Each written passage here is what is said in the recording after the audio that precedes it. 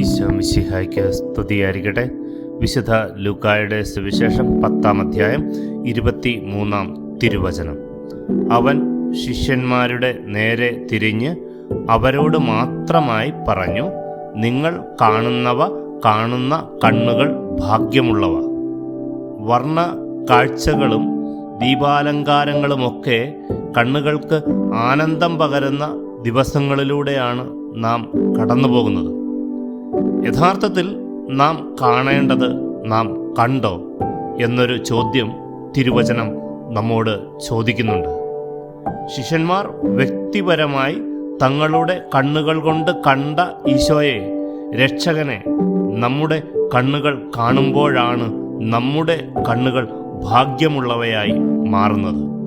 ഈ തിരുപ്പിറവി കാലത്ത് ഈശോയെ യഥാർത്ഥത്തിൽ കണ്ടുമുട്ടുവാൻ നമുക്ക് സാധിക്കട്ടെ. ആമീൻ.